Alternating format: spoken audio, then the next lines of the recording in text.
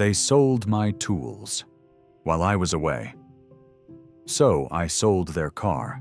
While they slept, I stood in the empty garage with my hands in my pockets, looking at the clean concrete where my workbench had been for 32 years. The oil stain was still there, darker than the rest of the floor, shaped like a kidney bean. I had wiped that surface 10,000 times, and the stain never lifted. But the bench itself was gone. The pegboard where I hung my hand planes was gone. The router table I built in 1997 was gone. The chest of drawers that held my chisels, each one sharpened to a mirror edge, was gone. Even the rolling cabinet with my socket sets, the one I had filled gradually over 3 decades, buying quality when I could afford it, was gone. The garage smelled like concrete dust and absence. My son-in-law stood behind me in the driveway. I could hear him shifting his weight from foot to foot. "We thought you weren't coming back," he said. I did not turn around. I kept looking at the empty space, at the rectangle of less faded concrete where the table saw had stood. I had bought that saw in 1989 with my first decent bonus check. It was a Delta contractor saw, and I had tuned it so carefully that it would rip oak without burning. "The doctor said it was serious," he added. I nodded slowly. Then I turned and looked at him. He was wearing a polo shirt that cost more than my first car payment. His hands were soft. He met my eyes for 2 seconds, then looked at his phone. "Where did it go?" I asked. "Estate sale company. They handled everything. It was a good deal, actually. Very professional." "How much?" He hesitated. $1,200. I waited. "Total," he said. I had 43 years of tools in that garage, a full set of Japanese chisels my brother brought back from Okinawa, a Stanley Bailey No. 5 plane from 1920 that I had restored by hand, Festool sanders, a plunge router worth $600 on its own, clamps that cost $30 each, and I had 20 of them. I did not say any of this. I looked at him until he looked away. "It covered some of the bills," he said. I walked past him into the house. My daughter was in the kitchen, unloading a grocery bag. She looked up when I came in, and her face did something complicated. Guilt and defensiveness and something else I could not name. She had always been able to justify anything. "Dad," she said, "you're home." "I am." She set down a box of cereal. "We didn't think you'd need them anymore." I poured myself a glass of water from the tap and drank it slowly. The house was quiet. It had been my house for 28 years, but standing in it now felt like visiting a stage set. Everything looked the same, but the meaning had shifted. "You sold everything," I said. "We needed to cover costs. The hospital, the ambulance, the care facility. You were gone for 6 weeks. We didn't know if I was coming back." She nodded. I finished the water and set the glass in the sink. "Thank you for explaining." She blinked. "You're not angry?" "I'm tired," I said. "I'm going to rest." I walked upstairs to the guest bedroom, which had been my bedroom since my wife passed, and I sat on the edge of the bed. The window looked out over the driveway. I could see their car from here. It was a new crossover, something German, silver with black trim. The sticker price was $58,000. I had seen the papers on the counter once when they were refinancing. They owed $51,000. I sat there until the light changed, and the house grew quiet below me. Then I opened the closet and found the small, fireproof box I kept on the top shelf. Inside were my important documents. Title to the house, paid off in 2004. My will, which I had updated after my wife died. Insurance policies. And beneath those, a spare key to their car, which my daughter had given me 2 years ago in case of emergencies. I held the key in my palm and looked at it for a long time. Then I made a phone call. The man I called was named Russell. We had worked together in the 1990s at a cabinet shop before I went independent. He had moved into estate sales and appraisals. His voice was the same as I remembered, low and steady. "Ben," he said, "I heard you were in the hospital. You all right?" "I'm home." "Good. That's real good." "I need some information," I said. "Go ahead." "If someone sold a garage full of tools 6 weeks ago, what would that go for?" There was a pause. "Depends on the tools." I described them. I gave him rough counts and brand names. I kept my voice even and factual. He listened without interrupting. When I finished, he was quiet for a moment. "Retail or wholesale?" he asked. "Estate sale. Bulk." "Ben, that's 15,000. Easy. Maybe 18 if they cataloged it, right?" "They told me 1,200. He exhaled slowly. "They lied to you." "I thought so." "You want me to track it?" "Can you?" "I know every estate sale crew in the state. Give me 2 days." I thanked him and hung up. I did not go downstairs for dinner. My daughter knocked once and asked if I needed anything. I told her I was fine. I heard her footsteps retreat. I heard the television come on below, the low murmur of a home improvement show. I sat in the chair by the window and watched the light fade over their car. At 9 o'clock, I heard them getting ready for bed. Doors closing, water running, the house settling into its night sounds. I waited until 10:30.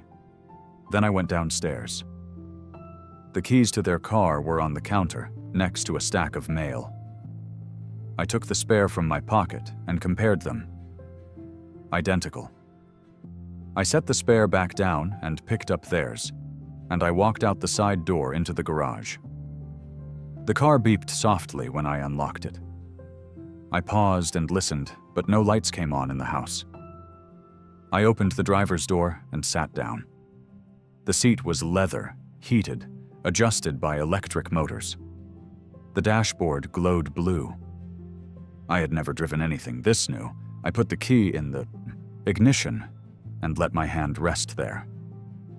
Then I took my hand away and got out.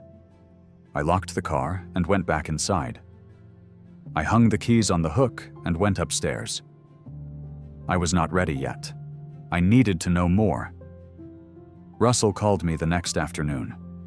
I was sitting on the back porch, drinking coffee. The yard needed mowing.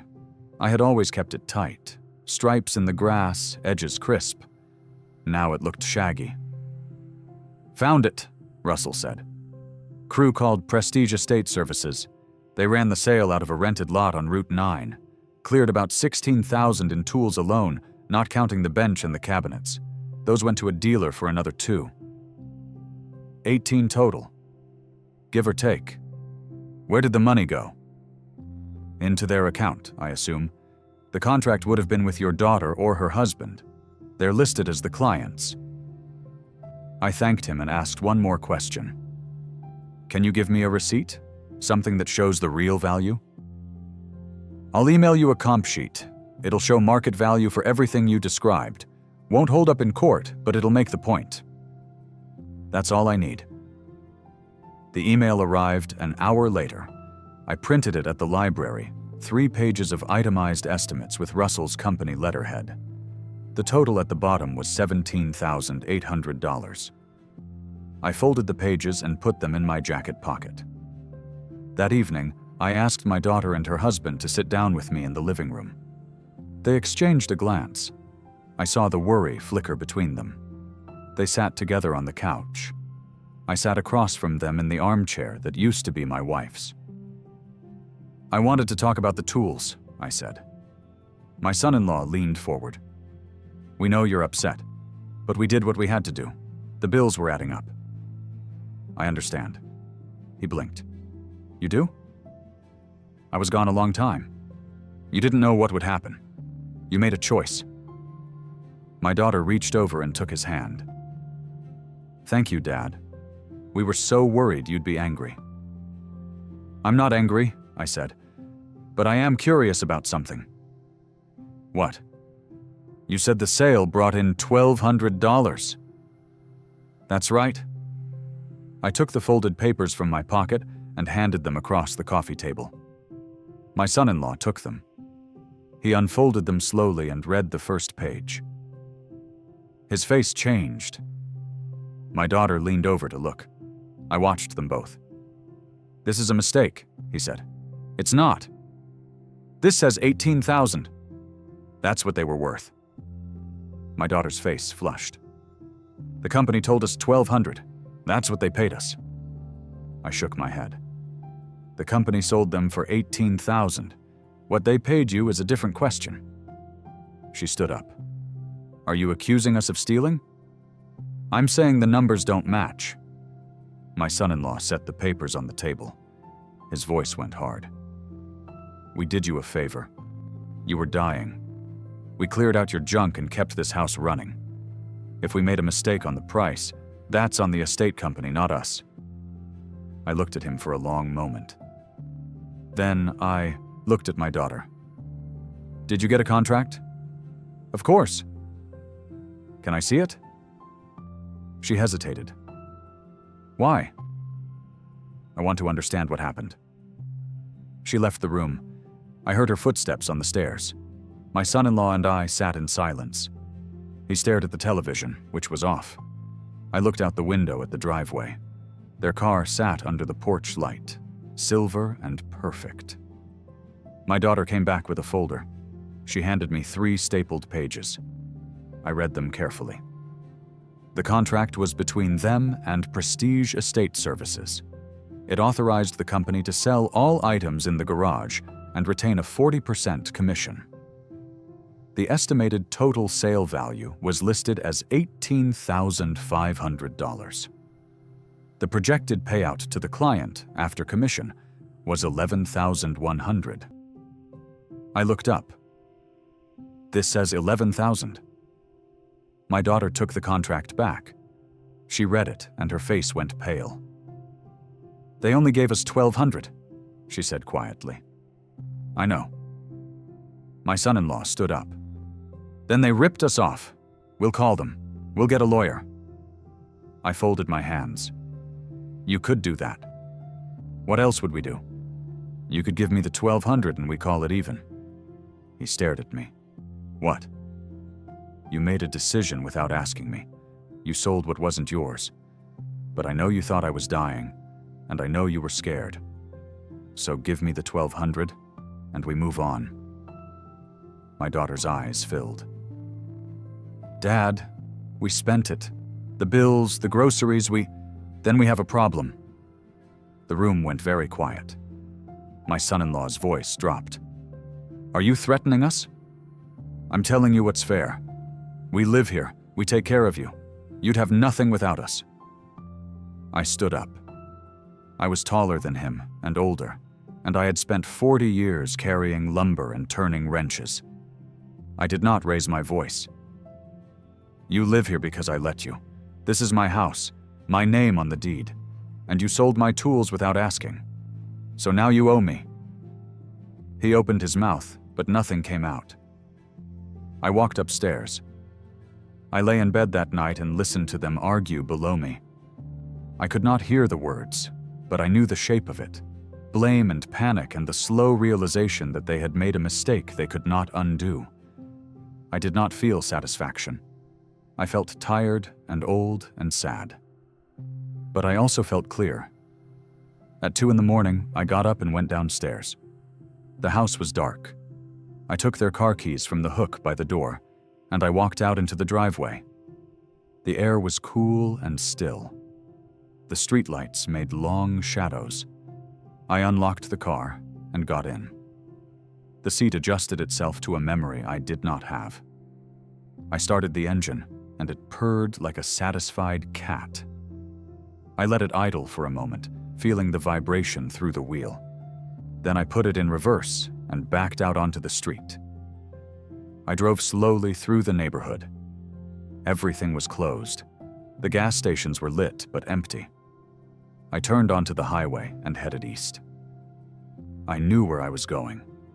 There was a long-term parking lot near The regional airport, the kind of place where people left cars for weeks at a time. I had used it once, years ago, when my wife and I flew to visit her sister. The lot was automated. I took a ticket from the machine and pulled into a space in the far corner, away from the lights. I turned off the engine and sat there. I thought about my daughter when she was 7, handing me nails while I built her a bookshelf. I thought about teaching her to measure twice and cut once. I thought about my son-in-law, who had never built anything in his life, standing in my garage and telling me it was junk. I got out of the car and locked it. I walked to the edge of the lot and called a cab from my phone. It arrived 20 minutes later. The driver did not ask questions. I gave him my address and sat in the back seat, watching the dark trees slide past. When I got home, the house was still dark. I let myself in through the side door and hung the parking ticket on the key hook where their car keys had been. Then I went upstairs and lay down. I did not sleep, but I rested.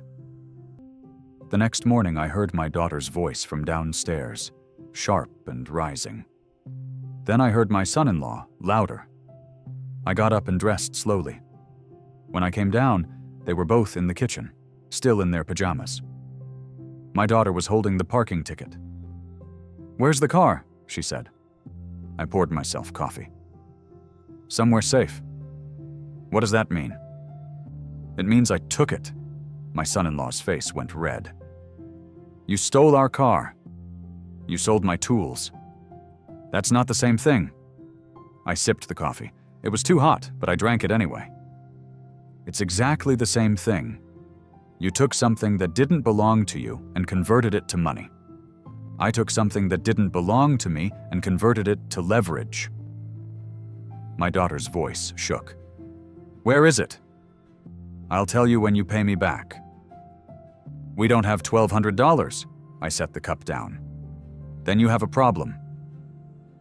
My son-in-law stepped closer. "We need that car. I have to get to work. She has appointments. You can't just—" "I can," I said. And I did. He reached for his phone. "I'm calling the police." "Go ahead," I said. "Explain to them how you sold $18,000 of my property without permission and gave me $1,200. Explain how you live in my house rent-free and decided I was too sick to have a say. See how that goes." He hesitated, phone in hand. My daughter sat down at the table. She put her face in her hands. "This is insane." "It's proportional," I said. She looked up at me, and her eyes were wet. "You're my father." "I am. And you're my daughter. And you sold my tools while I was dying." "We thought—" "I know what you thought." The kitchen went quiet. I could hear the refrigerator humming. I could hear a truck passing on the street outside. My son-in-law put his phone down. "What do you want?" $1,200 in cash by the end of the week." "That's impossible." "Then sell something." "We don't have anything to sell." I looked around the kitchen. The espresso machine on the counter. The stand mixer they had bought last Christmas. The knife block with German steel. "You have plenty." My daughter stood up. Her voice was shaking. "You're being cruel." "I'm being fair. Fair would be understanding. Fair would be forgiving us." I met her eyes. "Fair would have been asking me before you sold my life's work for $1,200 and a lie." She stared at me. Then she turned and walked out of the kitchen. I heard her feet on the stairs, and then the bedroom door slammed. My son-in-law stood there, breathing hard. "You're going to regret this." "Maybe," I said. "But not today." He left. I heard the front door open and close. I heard his voice outside, angry and low, talking on his phone. I finished my coffee and rinsed the cup. Then I sat down at the table and waited. They tried everything over the next 3 days. My daughter cried and pleaded.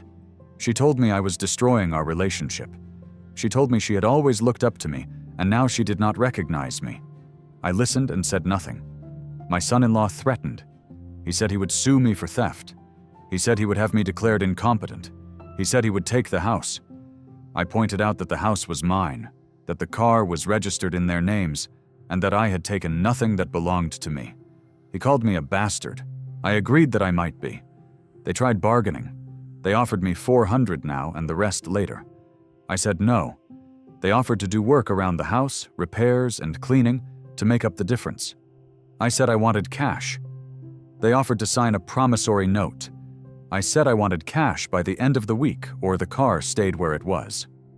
On the fourth day, my daughter came to me in the living room. I was reading a book about timber framing. She sat down across from me and folded her hands. "We can get 800, she said. "That's everything we have." "You need 12. "We can't get 12 by tomorrow."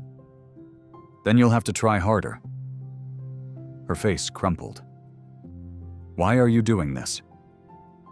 I closed the book. "Because you need to understand what you did.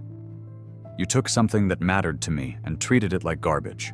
You lied about the money. And when I came home, you asked me to be grateful. We made a mistake. You made a choice." She wiped her eyes. "What do you want from us?" "I want you to understand that respect is not optional. I want you to learn that other people's lives have value, even if you don't understand them, and I want $1,200. She stood up and left without another word. That evening, they came to me together. My son-in-law was holding an envelope. He set it on the coffee table in front of me. $1,200, he said. "Count it." I opened the envelope. Inside were $1,200 bills, crisp and new. I counted them twice. Then I folded them and put them in my shirt pocket. "Thank you," I said. "Where's the car?" my daughter asked. I took the parking ticket from my wallet and handed it to her. "Airport long-term lot, space C47. The keys are in the ignition." My son-in-law snatched the ticket. "You left the keys in it?" "It's a secure lot. Someone could have stolen it, but they didn't." He looked at me like he wanted to say something else, but he swallowed it. Then he turned and walked out. My daughter followed him. I heard the front door close. I heard their voices in the driveway, sharp and blaming. Then I heard an engine start, not theirs, and I realized they were calling a cab. I sat alone in the quiet house. They came back 2 hours later. I heard the car pull into the driveway, the engine ticking as it cooled. I heard them come inside. Neither of them spoke to me. They went upstairs, and I heard the bedroom door close. I sat in the living room until midnight. Then I went upstairs and knocked on their door. My daughter opened it. Her face was blotchy and tired. "What?" she said. "I need to tell you something." She stared at me. Then she stepped back and let me in. My son-in-law was sitting on the bed, arms crossed. I stood in the doorway.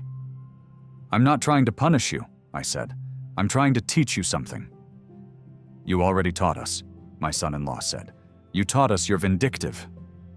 I shook my head. "I taught you that actions have consequences. You sold my tools without asking because you thought I wouldn't come back to stop you. You lied about the money because you thought I wouldn't find out. And when I did, you expected me to let it go because we're family. But being family doesn't mean you get to take whatever you want." My daughter's voice was small. "We were scared. I know, and I understand that. But you still made a choice, and that choice hurt me. So I made a choice that hurt you. Now we're even." "Are we?" she asked. "If you want to be."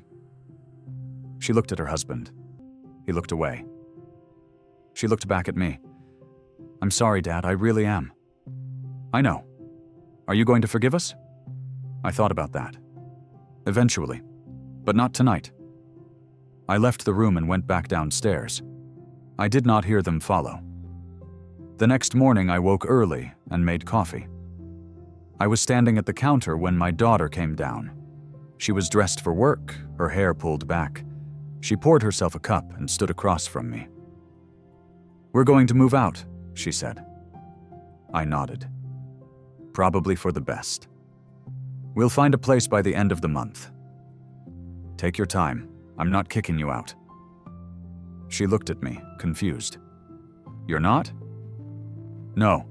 You can stay as long as you need to, but you'll pay rent, $400 a month, and you'll ask before you touch anything of mine. She set her cup down. $400? That's half what you'd pay anywhere else. She was quiet for a moment. Then she nodded. Okay. She picked up her cup and walked toward the door. Then she stopped and turned back. Dad? Yeah? I really am sorry. I know, I said. Me too. She left. I stood in the kitchen and drank my coffee and looked out at the empty garage. The oil stain was still there. The space was still empty. But something had shifted. The air felt different. Cleaner, maybe, or just more honest. I spent that morning calling tool suppliers. I had $1,200 in my pocket and a list in my mind. I would not replace everything. Some of those tools had been with me for decades, and they were gone. But I could start over. I could build again. I ordered a new workbench, unassembled, from a company in Vermont. I ordered a set of chisels, not Japanese this time, but German, well-reviewed. I ordered a block plane and a sanding block and a tape measure. I ordered a small router and a corded drill. The total came to $900. I kept the remaining $300 in cash and put it back in the fireproof box. The tools arrived over the next 2 weeks. I assembled the bench in the garage, working slowly, checking the instructions twice. I mounted the pegboard and hung the new tools in a row. They looked small and lonely on the big wall, but they were a start. My daughter and her husband moved out 5 weeks later. They found an apartment across town, near his office. They hired movers for the furniture. I helped them carry boxes. We did not talk much, but the work had a rhythm, and the rhythm was enough. On their last day, my daughter stood in the driveway and looked back at the house. "Thank you for letting us stay," she said. "You're welcome. Are we okay?" I thought about that. "We're getting there." She nodded. Then she got in the car, and they drove away. I stood in the driveway and watched them go. The house was quiet behind me. The garage was still mostly empty. But it was mine again, and that mattered. I went inside and made a sandwich. I ate it standing at the counter, looking out at the yard. The grass needed mowing. I would do it tomorrow. Tonight, I would sit on the porch and listen to the evening settle in, and I would think about what to build next. Because that is what you do. You take what is left and you build something new. You do not forget what was lost, but you do not let it stop you either. You measure twice, you cut once, and you keep going. That is what my father taught me. And that is what I taught my daughter, even if it took her a while to understand. The tools were gone, but the knowledge was still there. And the knowledge is what matters. I finished my sandwich and washed the plate. Then I went out to the garage and stood in the middle of the empty space. I looked at the oil stain on the floor, the pegboard on the wall, the small row of new tools. And I got to work.